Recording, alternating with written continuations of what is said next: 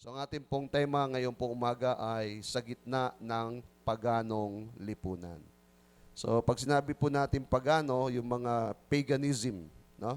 So ito po yung mga tao o grupo ng mga tao na sumasamba sa maraming Diyos at naniniwala sa mga tradisyon na nagbigay sa kanila ng dahilan upang malihis sila, no, sa katotohanan. So, sa gitna po ng paganong lipunan, ano po ang ating magiging role? At ano po ang ating magiging layunin upang ang kalooban ng Diyos ay patuloy na maisusulong at atin po itong mapagtatagumpayan, no? So, praise God. Hallelujah. So let's start with our Bible text in the book of Ephesians chapter 1. So samahan niyo po akong buksan ang inyong mga Biblia sa aklat ng Efeso, Kapitulo 1, talatang 3 hanggang 10. First, sabi po dyan ay Apostle Paul, no, ito po ang kanyang sulat para sa mga anak ng Diyos o mga Kristiyano doon sa Efeso. Sabi po ni Apostle Paul, mga kapatid, purihin ng Diyos at Ama ng ating Panginoong Jesucristo. Pinagkalooban niya tayo ng lahat ng pagpapalang espiritual na nagmumula sa langit dahil sa ating pakikipag-isa kay Kristo. So very clearly, no, mga kapatid, no, malinaw po yan, sabi po ni Apostol Pablo, na tayo daw po, mga kapatid, tumanggap ng pagpapalang espiritual. No? At yung pagpapalang espiritual ay nanggagaling sa langit. No? Nanggagaling sa langit. So hindi po kung saang lugar, hindi po kung kanino, kundi nanggaling sa langit. At ang dahilan po ay ang dahil sa ating pakikipag-isa kay Kristo. Kaya gustong i-emphasize ni Apostle Paul, mga anak ng Diyos na naririyan sa Efeso, ang pagpapalang espiritual na tinanggap ninyo galing yan sa langit dahil nakipag-isa kayo kay Kristo. Bakit? Kasi po doon sa Efeso, iba po ang kanilang mga kinagisnang paniniwala doon. Mamaya tatalakayin po natin yon. So let's continue. Verse 4. Sabi diyan, bago palikhain ang sanlibutan, pinili na niya tayo upang maging kanya sa pamamagitan ng ating pakikipag-isa kay Kristo at upang tayo maging banal at walang kapintasan sa harapan niya dahil sa pag-ibig ng Diyos. So, tingnan niyo po mga kapatid, bago pa daw po likhain ang sanlibutan, pinili ka na ng Diyos. Okay? So, hindi mo pa pinagpapasyahan na ikaw ay magbabalik loob sa Diyos. Hindi mo pa pinagpapasyahan na ikaw ay mapabilang sa pamilya ng ating Panginoong Diyos. Praise God, pinili ka na niya. No? Meron pang tala sa Biblia, sa sinapupunan pa lang ng iyong ina, no, ay itinakda na ng Diyos ang kanyang plano para sa iyo. So that means, mga kapatid, yung ating pong journey, yung paglalakbay natin sa mundong ito, tiyak na meron po yung kahahantungan sapagkat itinakda ng Diyos isang araw na ikaw ay mapabilang sa kanyang pamilya. Why? Because you are chosen already by God. No? At yan po ay sa pamamagitan ng pakikipag-isa mo kay Kristo at ikaw ay magiging banal at walang kapintasan sa harapan niya. Nung ikaw po'y mapabilang sa pamilya ng ating Panginoon, nilinis tayo ng Diyos, pinapaging banal tayo ng Panginoon, at humarap tayo sa Kanya ng walang kapintasan. Praise God. Paano nangyayari ang mga bagay na yon? No? The summary is because Christ died for our sins. No? Namatay siya dahil sa ating mga kasalanan. At dahil, gayon din mga kapatid, dahil sa pag-ibig ng Diyos. So, verse 5, sabi niya, pinili niya tayo upang maging anak niya sa pamamagitan ni Kristo Jesus ayon sa kanyang layunin at kalooban. Okay? So, ang pagkapili ng Panginoon sa iyo, ang pagkapili ng Diyos sa akin, ay base po sa layunin ng Panginoon sa bawat isa sa atin. No? So, ngayon pa lang marirealize mo na, may layunin talaga ang Lord sa akin. No? May layunin talaga ang Diyos sa'yo. sapagkat pinili ka niya ayon sa kanyang kalooban. So panghawakan mo yan mga kapatid. You are not just here, sitting and listening every time we have service here, no? But remember, brothers and sisters, nandito ka kasi pinili ka ng Panginoon na mapabilang sa kanyang pamilya ayon sa kanyang kalooban. No? Pagka minsan mga kapatid, ikaw mismo ang nakakatuklas ng mga particular na dahilan kung bakit ka pinili ng Diyos. Ikaw mismo ang makayang makapagpaliwanag ng lahat ng iyon sapagkat ikaw po ang kinakausap ng Panginoon. No? Ang mga church leaders, minsan sila lamang po yung nagga-guide upang mabuksan yung ating isipan. No? Pero kadalasan, tayo po talaga ang nakakatuklas ng mga kadahilanan at ng mga bagay na hindi nakita ng ibang tao sapagkat ang Diyos nangungusap sa iyo. Ang layunin ng Diyos, lubos mong naiintindihan because God is talking to you. No? Nagkakaroon kayo ng communication ng Panginoon. Verse 6, sabi po diyan, sa gayon ay purihin ang kaluwalhatian ng kanyang kagandahang loob na saganan niyang ibinigay sa atin sa pamamagitan ng kanyang minamahal na anak. So dito ay pinakikilala ni Apostol Pablo, praise God, na ang kanyang minamahal na anak ng Panginoong Diyos, walang iba kundi ang ating Panginoong Jesucristo, ang dahilan ng lahat kung bakit natin naranasan ang kanyang kagandahang loob. Verse 7, sabi po riyan mga kapatid, tinubos tayo ni Kristo sa pamamagitan ng kanyang dugo at pinatawad ang ating mga kasalanan, ganoon kasagana ang kanyang kagandahang loob. So dito, medyo klaro na ang sinasabi ni Apostol Pablo. Alam nyo ba mga anak ng Diyos, na dahil sa dugo ng ating Panginoong Jesucristo, tinubos niya tayo sa ating mga kasalanan. No? At dahil dyan, naranasan natin ang kanyang kagandahang loob. Nanagana ito sa atin. So very important po mga kapatid, yung kamatayan ng ating Panginoon sa krus ng Kalbaryo. Sapagkat yun ang nagiging katubusan ng ating mga kasalanan. Hindi ko na elaborate sapagkat matagal nyo nang nalalaman kung paano namatay ang Panginoon sa krus at kung paanong nagsisilbing kabayaran ng ating kasalanan ang dugong tumigi sa krus ng Kalbaryo. Verse 8, na ibinuhos niya sa atin ayon sa kanyang karunungan at kaalaman. Verse 9, praise God. Ipinaunawa sa atin ng Diyos ang hiwaga ng kanyang kalooban ayon sa kanyang layunin na isa sa katuparan sa pamamagitan ni Kristo Jesus. So yung mga hiwaga, ang mga lihim ng Diyos ay lubos nating naunawaan sa pamamagitan ni Kristo.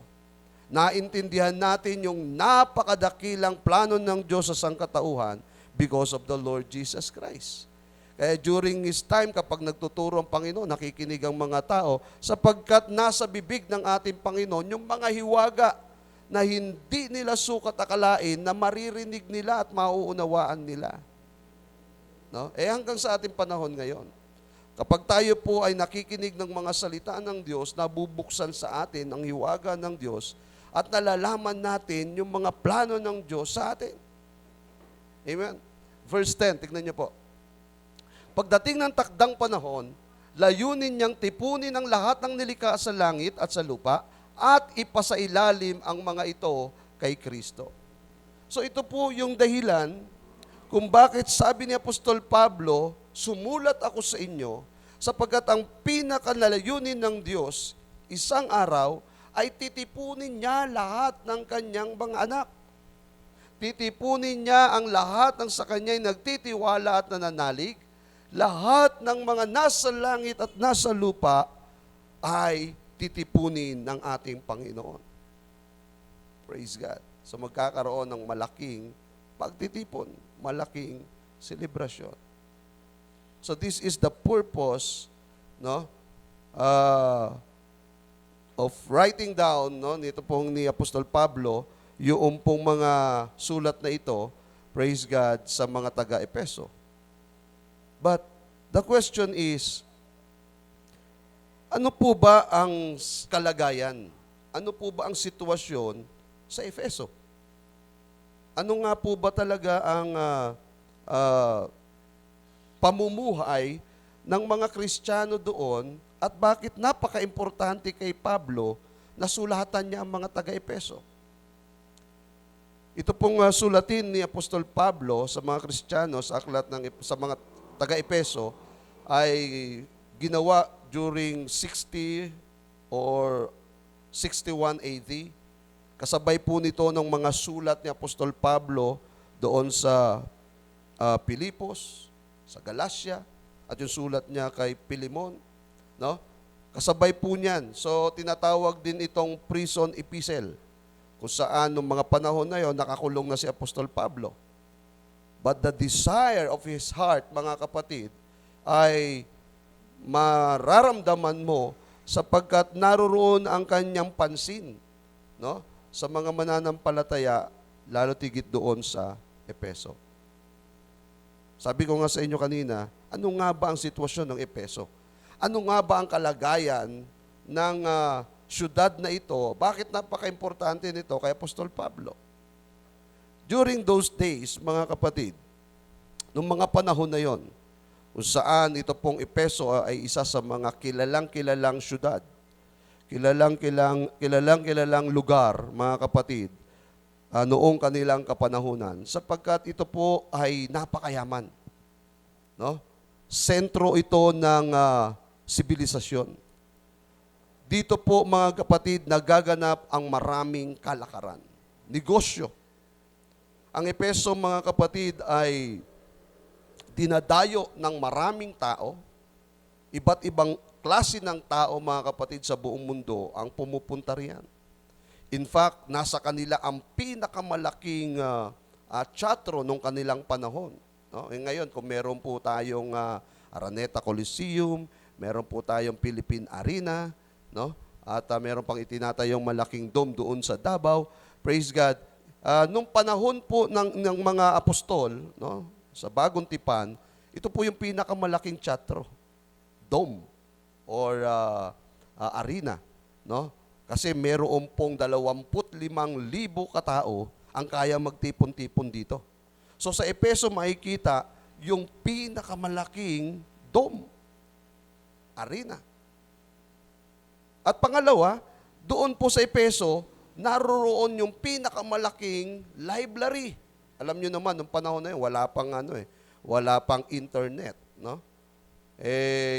Yung karunungan, masusumpungan sa libro. At kung libro pag-uusapan, syempre, hahanapin mo yung mga libraries. At kung libraries po ang pag-uusapan, hahanapin mo yung pinakamalaki, yung pinakakompleto. Sa Epeso mo yon matatagpuan. So, nandun po sa Epeso yung pinakamalaking libraries.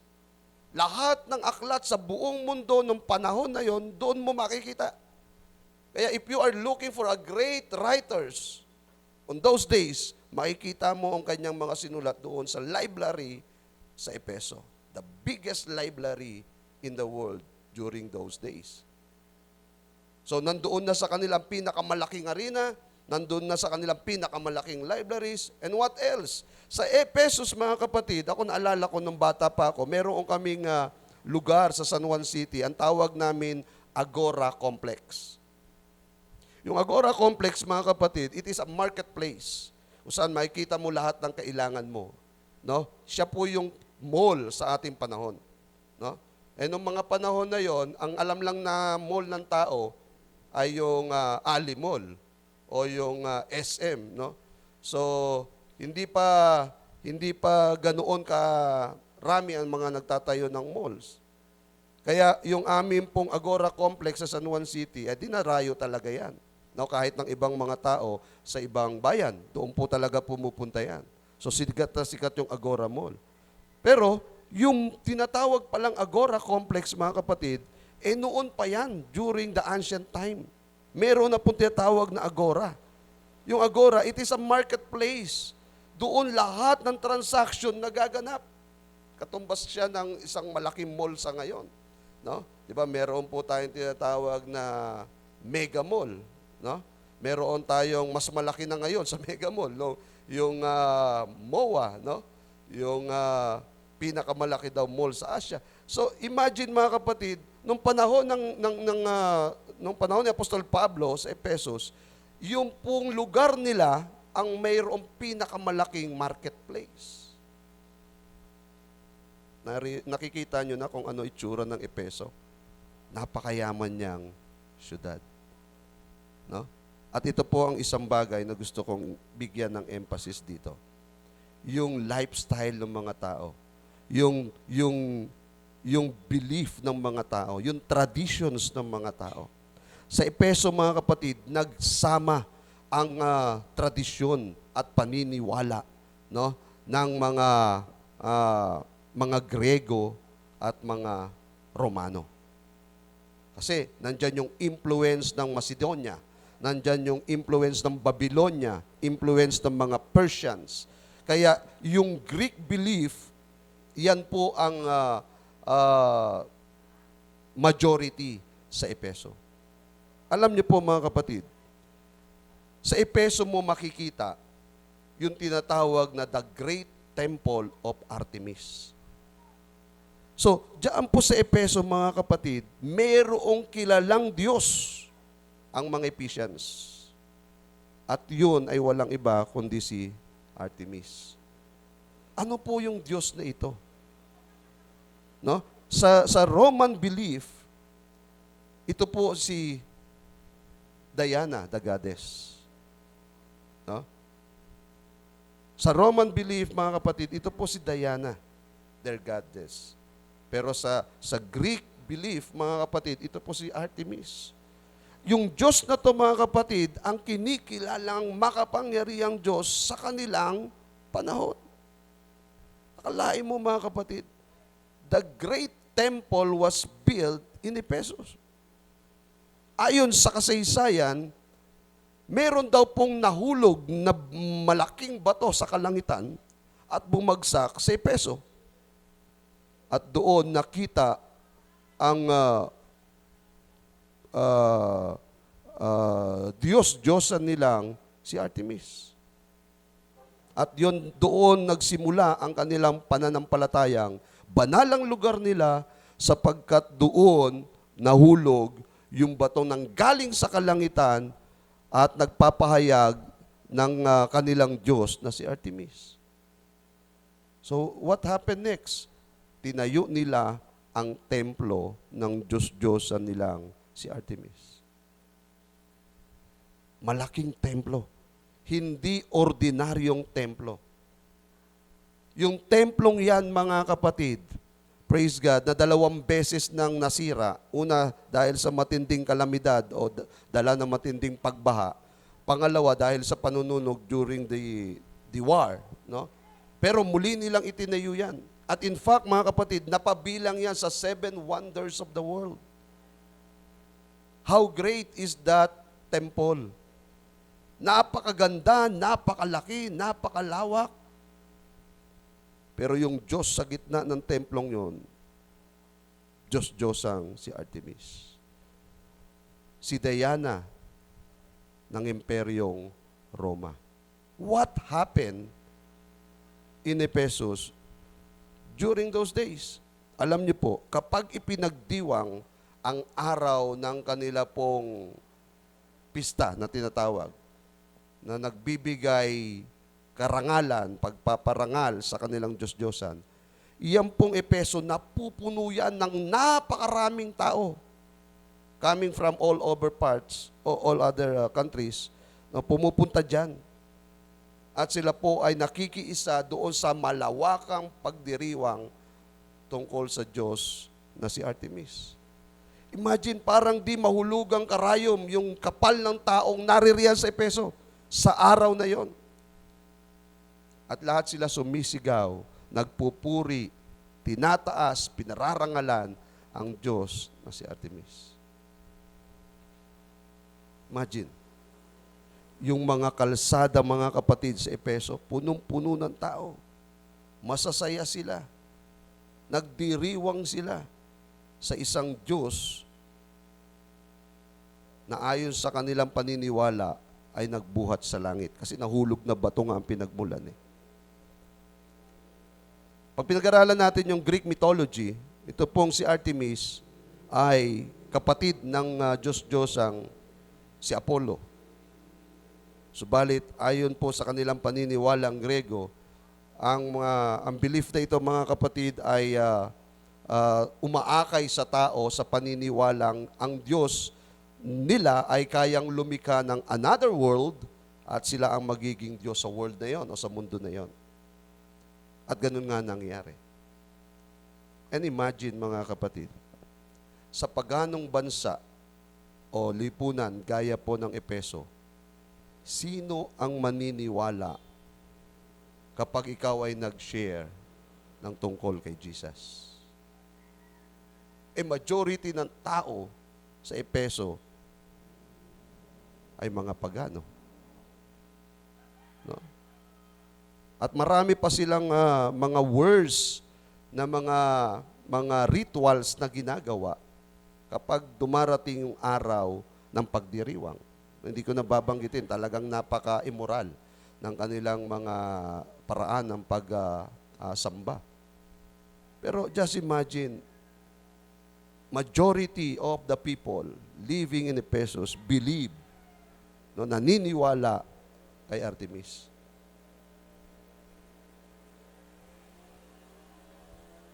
Mabuti na lang ang Panginoon, mga kapatid, talagang napakamahabagin niya. Nakita niya yung sitwasyon ng Epeso at nahabag siya sa mga tao doon. Di ba? Naawa siya sa mga tao doon. Kaya dinala niya doon ang kanyang mabuting balita. Dinala niya doon, mga kapatid, si Apostol Pablo. At ipinangaral ang mabuting balita tungkol kay Jesucristo. At nung nagsisimula na si Apostol Pablo na nangangaral, doon sa Epeso, unti-unti may nagbibigay pansin sa kanya. Unti-unti mayroon pong nagbibigay ng panahon upang makinig sa kanyang mga pagtuturo. Hanggang isang araw, mga kapatid, nagsimula ng kumilos ang Diyos sa buhay ng iba pang mga tao doon. Purihin ng Diyos. Yung kanyang small Bible study group, unti-unting lumalaki.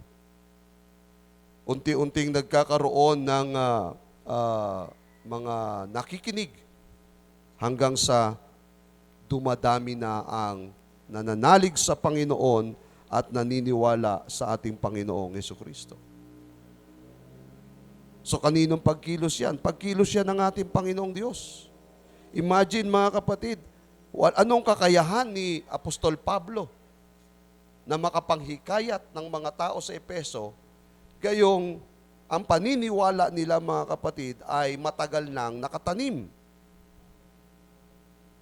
Pero gumawa pa rin ang Panginoon ng paraan upang ang salita niya ay madala roon at marami pa rin ang tumanggap. Kaya, kung mapapansin nyo doon sa ating pong tekstong binasa kanina, talagang nakafocus si Apostol Pablo doon sa nilalaman ng Ebanghelyo. Kaya yung binasa natin kanina, balikan natin, verse 3 to verse 10. Maipapansin nyo, mga kapatid, kung yung pagnanais ni Apostol Pablo maipaliwanag sa kanila yung naging karanasan nila at yung nangyari sa kanila. Kasi ito pong mga Kristiyanong ito, mga kapatid, ay nakaranas ng kagandahang loob ng Diyos. At dahil nga doon, mga kapatid, sila po ay unti-unting lumalago sa espiritual at nakakapanghikayat pa ng iba para kay Kristo. Tingnan po na. Balikan natin verse 3. Verse 3. Praise God.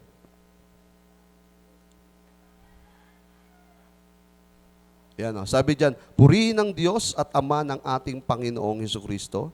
Pinagkalooban niya tayo ng lahat ng pagpapalang espiritual na nagmumula sa langit dahil sa ating pakikipag-isa kay Kristo. Gustong idiin niya ni Apostol Pablo. Gustong idiin ni Apostol Pablo sa kanila na ang ating Diyos, ay tinatawag na Ama ng ating Panginoong Jesucristo sapagkat tayo rin naman ng mga anak niyang Diyos ay tatawag na ama sa kanya. No? Kasi sa panahon na yon, mga kapatid, hindi alam ng mga tao na mayroong amang nagmamahal sa atin o sa kanila. Ang alam lang nila si Artemis, na kanilang Diyos na binubuhat-buhat, na pinauusukan, na nilalagyan ng bulaklak, na pinapahiran ng kanilang mga kamay, at kanilang niluluhuran, inaawitan, hinahandugan, pero hindi naman kumikilos, hindi naman gumagalaw, hindi naman nakakaligtas. Kaya pinakita ni Apostol Pablo na sa pamamagitan ng ating Panginoong Jesucristo, meron tayong Ama nagmamahal sa atin at nagbibigay ng mga pagpapalang espiritual. Hindi kasi alam ng mga taga-Ephesians, taga-Efeso, na mayroong mga pagpapalang espiritual. At hindi nila alam yung kagandahang loob. Kaya pinapaliwanag yon ni Apostol Pablo. No? Sabi niya sa verse 4, bago palikain ang sanlibutan, pinili niya na tayo. So ito yung kanyang pang-ingganyo. Halimbawa, ito yung small group natin. O kayo, naririto. Alam nyo ba, kayong lahat na naririto, bago pa kayo pumarito, pinili ni kayo ng Diyos. O ganyan yung pamamaraan ni Apostol Pablo. Pinili na kayo ng Panginoong Diyos. Otherwise, wala kayo rito. Kasi yung grupong ito, yung fellowship na ito, ay pagtitipon ng mga taong pinili ng Diyos at pinagpala ng Diyos. Tumanggap ng mga pagpapalang espiritual. So pinapaliwanag yun ni Apostol Pablo sa kanila. At unti-unti na-realize nila, wow, napakabuti ng ating Panginoon. At ano ang paraan? Pakikipag-isa kay Kristo. Kaya kayong lahat na nagsuko ng buhay nyo kay Kristo Jesus, nakipag-isa kay Kristo. At dahil dyan, siya na ang inyong Panginoon. So babakbakin na ni Apostol Pablo yung kaisipan ng mga taga-Ephesians na ang kanilang Diyos, ang kanilang Panginoon si Artemis. Ilalagay na ni Apostol Pablo sa kanilang isipan ang inyong Panginoon si Jesucristo. Kasi siya ang namatay at nagbayad ng inyong mga kasalanan doon sa krus ng Kalbaryo. So you see, unti-unti niyang pinapasok ang isipan ng mga Ephesians at ipinakikita sa kanila ang plano ng Diyos.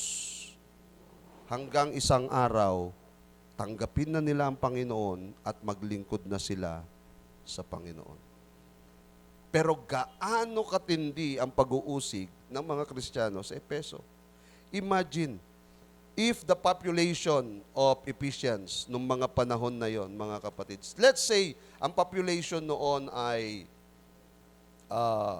50,000 people. Alam nyo ba ang Kristiyano doon? Wala pang 1,000. 50,000, tapos wala pa 1,000 ang Kristiyano. Paano mo yun masasaturate? Di ba? Ganun katindi. Pero napakabuti ng Panginoon, mga kapatid. Lahat ng nanalig at sumampalataya sa Panginoong Yesus, pinatibay niya ang kanilang mga pananampalataya. Naging masipag sila, naging masidhi sa kanila pong damdamin ang paglilingkod sa Panginoon. Lahat ng nakakilala kay Jesus, lahat ng tumanggap kay Jesus, mga kapatid, naglingkod sila sa Panginoon ng buong katapatan. Kung sinasabi po, mga kapatid, ng kanilang mga elders doon sa Ephesians, suportahan ninyo ang gawain ng Panginoon, huwag niyong pababayaan ang gawain ng Panginoon. Nandun sila, nakasuporta, hindi nila pinapabayaan. Kapag sinabi ng mga elders ng church, sumayo kayo, ipahayag nyo si Kristo sa ibang tao, nandun sila umahayo, pinapahayag nila sa ibang tao si Jesus. Pag sinabi ng mga elders nila, magkakaroon tayong overnight prayer, nandun sila, sama-sama sila, nag-overnight prayer. Nagwi-witness, nagwo-worship. At yung church Ephesians, mga kapatid, it grows and grows and grows. Lumago ng lumago.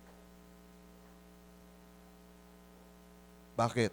Kasi sila po, mga kapatid, ay nagkakaroon ng pagkilos ng banal na espiritu sa kanilang buhay. Amen? nararanasan nilang pagkilos ng banal na Espiritu sa kanilang buhay. At habang lumalaki na po ang populasyon ng mga Kristiyano, bagamat napakalawak pa rin ng mayorya, yung mga Artemis doon, mayorya pa rin ang mga Artemisians, praise God. Ito po nangyari, mga kapatid. Sa isang planong pagbisita ni Apostol Pablo doon, nagkagulo po doon sa Epeso. Kung bubuksan nyo inyong Biblia sa Aklat ng Mga Gawa, Kapitulo 19, sa pagpunta po, mga kapatid, ni Pablo doon sa Corinto, praise God. O sa pagpunta po ni Pablo sa Epeso, praise God, nagkaroon po ng matinding kaguluhan doon.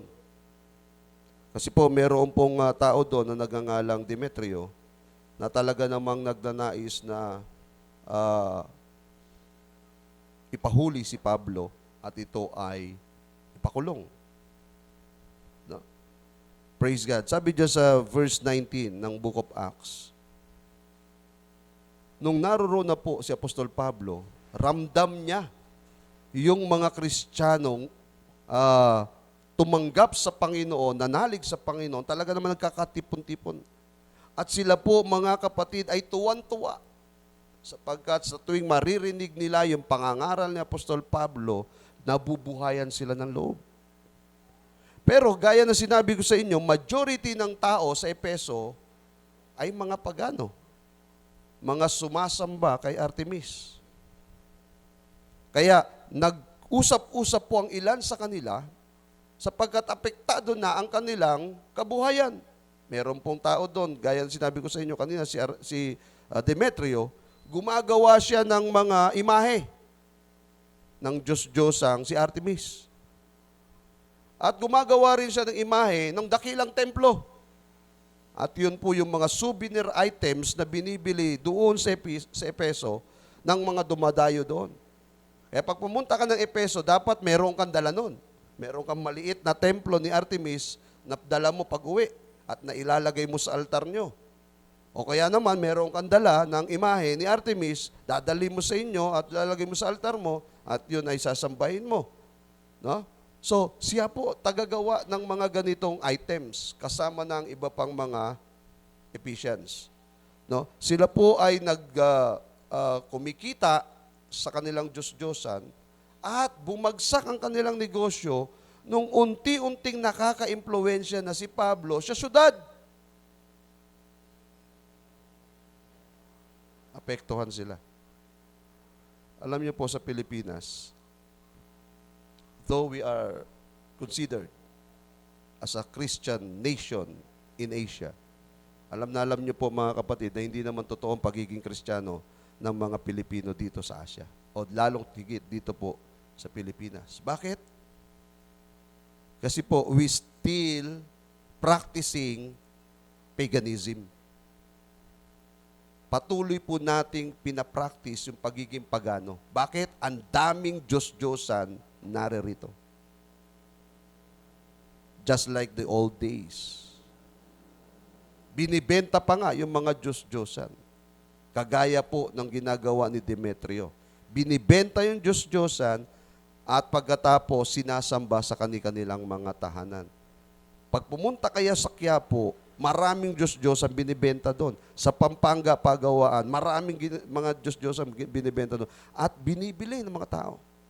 At dinadala nila sa kanilang mga tahanan at niluluhuran nila at sinasamba nila.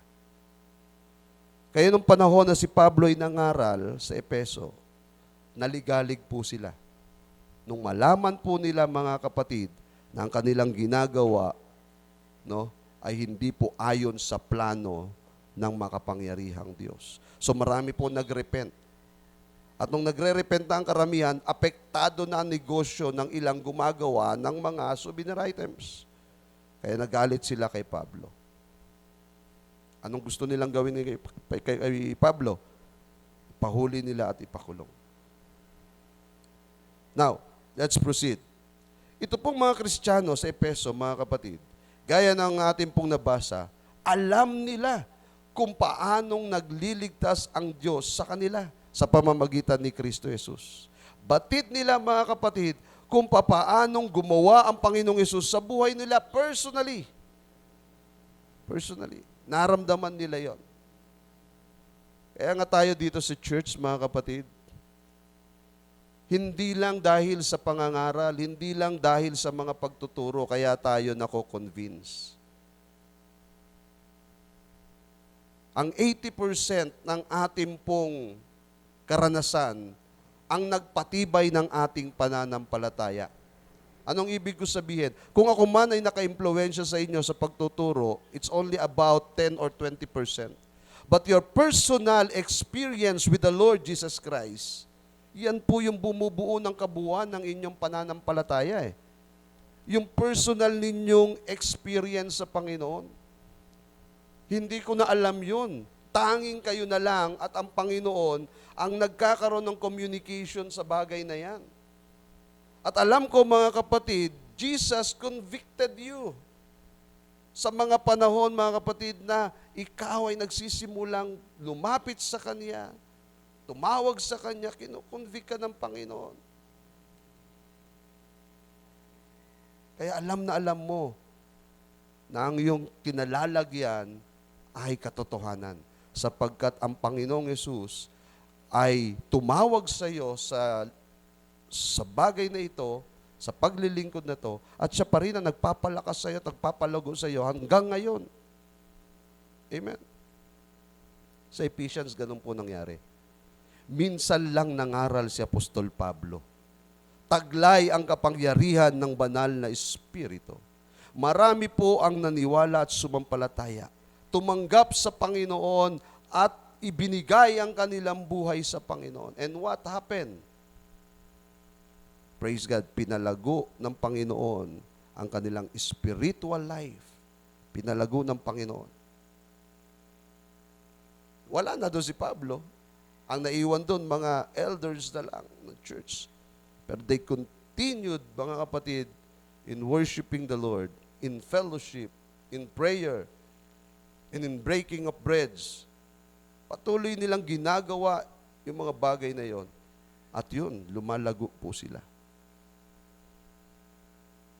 Pero isang bagay, mga kapatid, ang nangyari sa Efeso. Sa kabila ng kanilang pagiging mainit sa paglilingkod, gaya po ng maraming Kristiyano sa ating panahon, dumating sa kanila ang panghihina. Dumating sa kanila yung pananamlay sa paglilingkod. Alam niyo po yung nararanasan ng maraming simbahan ngayon.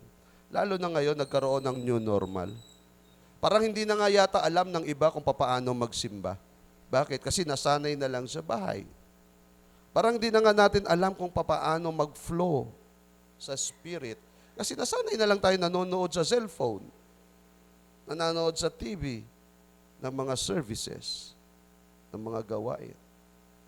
Hindi na nga yata natin nararanasan ngayon yung nararanasan natin nung una.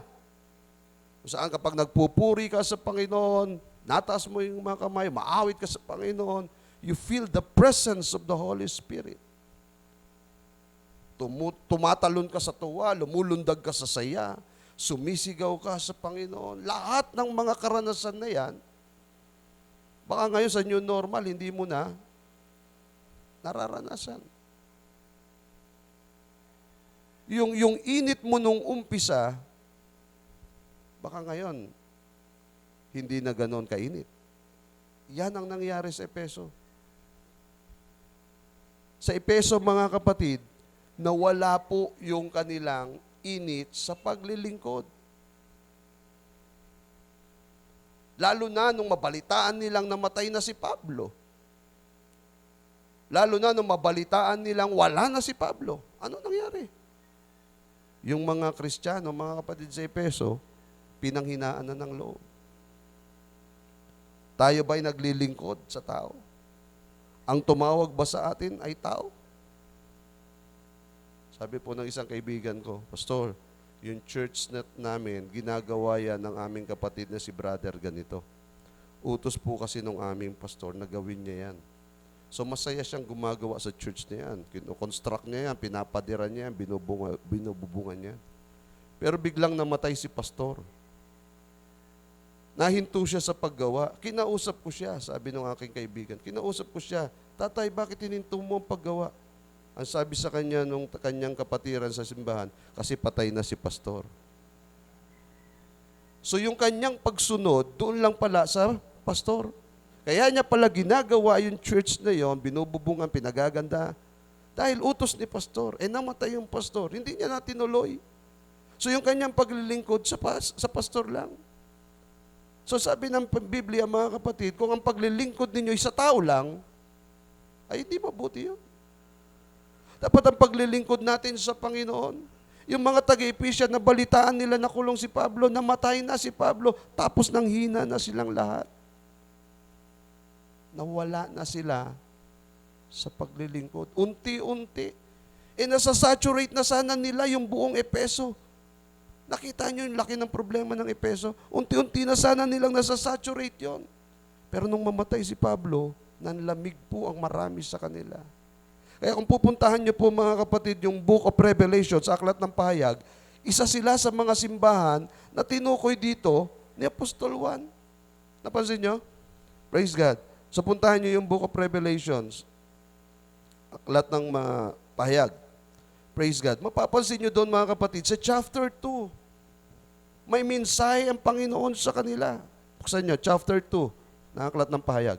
Sabi po rito ng Panginoong Jesucristo kay Apostol Juan, isulat mo sa anghel ng iglesia sa Epeso. Ito ang sinasabi ng may hawak ng 7 bituin sa kanyang kanang kamay at lumalakad sa gitna ng 7 ilawang ginto. Alam ko na ang ginagawa mo, ang iyong mga pagpapagal at matiyagang pagtitiis. So you see, nakasulat sa kasaysayan ng aklat ng Diyos. Ang pagtitiis mo, yung pagtsatsaga mo. Alam kong hindi mo ikinamuhi o kinukonsinti ang mga masasamang tao. Sinubok mo ang mga nagsasabing sila'y apostol at napatunayan mong sila'y huwad.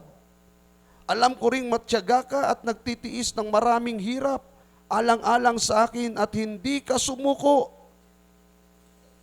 So you see, yung katangian ng mga Ephesians, Christians, yan ang nakita ng Panginoon sa kanila. Tuwan-tuwa ang Panginoon sa kanila na hindi sila kaagad-agad sumusuko, nagtitiis sila sa kabila ng kanilang mga pinagdaraanan. Sinubok nila yung mga nagpapakilalang apostol at napatunayan nilang ito yung mga huwad. Gaano kagaling yung mga Ephesians, Christians? Nagawa nila yun. Alam ng Panginoon ang kanilang pinagdaraanan. Pero sabi ng Panginoon sa kanila, praise God.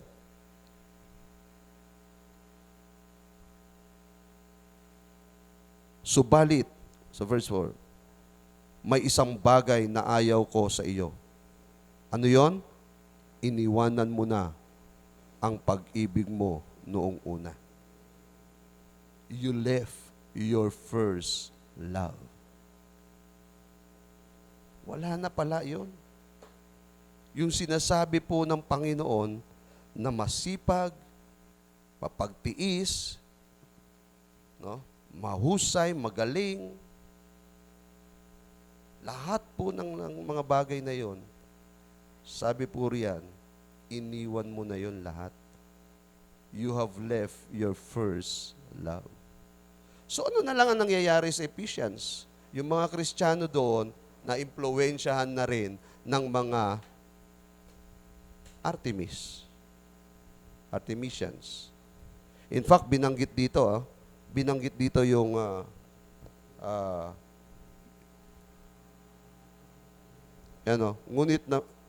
ngunit ito naman ang pinupuri ko sa iyo, kinaputan mo ring tulad ko ang mga ginagawa ng mga Nicolaita. Yung Nicolaita, mga sekta yan doon sa Epeso. Sekta yan ng mga mananampalatayang Artemisians.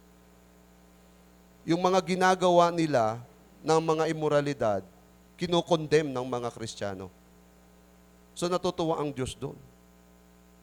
Pero in some areas of their faith, unti-unti na pong nanlalamig ang mga Kristiyano doon.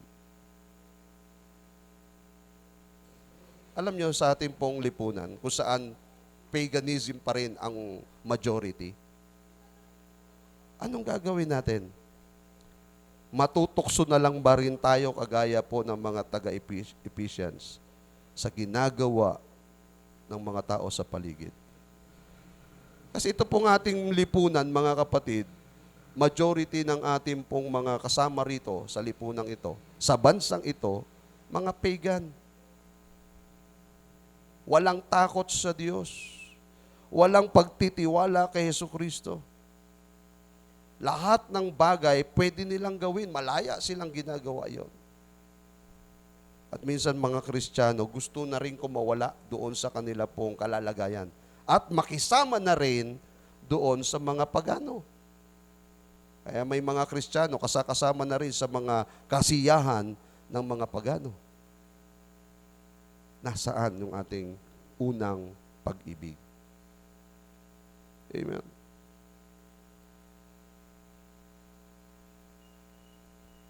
Sa gitna ng paganong lipunan, ang hamon sa ating mga Kristiyano is to continue the faith that Apostle Paul or the Lord Jesus Christ was started to us. Pagpatuloy po natin yun. Alam po natin yung foundation. Binanggit natin kanina. Yun yung foundation na inilahad ni Apostol Pablo na ibinigay ng Panginoon sa kanya. Diyan tayo nagsimula. At diyan din tayo magpapatuloy sa pananampalatayang yan. Wala pong ibang tagapagligtas ayon kay Apostol Pablo, kundi ang ating Panginoong Jesucristo. Walang nagkaloob sa iyo ng pagpapalang espiritual maliban sa Panginoong Jesucristo. Walang buhay na nabuwis na naging dahilan ng iyong kaligtasan, kundi ang buhay ng ating Panginoong Jesucristo. Walang dugong tumigis sa krus ng Kalbaryo na naging dahilan ng paglilinis ng iyong kasalanan, kundi ang dugo ng ating Panginoong Hesus. Tinawag tayong mga anak ng Diyos upang malaman natin na mayroong Ama na nagmamahal sa atin. Kasi nga sa mundo ng mga pagano, walang Ama doon. Walang tunay na Ama doon. Kasi marami silang nagkiklaim na Diyos. But in Christian belief, nakita natin na mayroong Ama na nagmamahal sa atin, and that is our God. Kaya dito po sa pananampalatayang ito, mga kapatid, kahit sa kabila na tayo nabubuhay sa gitna ng paganong lipunan, sisikapin nating gawin yung unang ginawa ng Diyos sa atin. Sa simula, maliit lang tayo. Unti-unti pinalalago tayo ng Panginoon. 2 years ago, nung binasa ko na po, mga kapatid, yung membership ng LJC family, we are more than 500 2 years ago. Akala ko, tuloy-tuloy na ang paglago niya. Pero recently, I opened our membership book at imbis na lumago siya, nabawasan siya. Of course, maraming reason kung bakit. Pero the point is, hindi na tayo lumalago. Nababawasan pa tayo. At para tayong mga Kristiyano sa Efeso, na bumalik tayo sa ating lumang pamumuhay. Nakalimutan natin na hindi kinalugdan ng Diyos ang mga taga-Efeso nung kanilang talikuran ang kanilang unang pag-ibig sa Diyos. So what is the challenge now? The challenge now is, huwag natin tularan ang mga taga-Efeso. No. Kung kinakailangan, balikan natin ang ating unang pag-ibig sa Diyos. At mula doon, lumago tayo sa spiritual. Amen? Lumago tayo sa spiritual. Pagpatuloy natin ang pagbabahagi ng mabuting balita, yung mga pinagdadaanan natin sa simula. Sa totoo lang, dapat higher level na tayo eh. Amen? Higher level na tayo. Tapos na tayo doon sa unang stage eh. Sa another stage na tayo. Pero hindi tayo makapanik. Kasi meron pong nakakaligtaan. Okay? So this time, let's focus sa pinagagawa ng Panginoon sa atin. Hindi po problema yung lockdown. Hindi problema ang mga quarantine. Hindi problema, mga kapatid, yung mga kaganapan sa paligid. Basta nandoon ang desire na isulong ang ebanghelyo ni Kristo, marami pa rin tayong maaabot para sa Panginoon. Diyos ng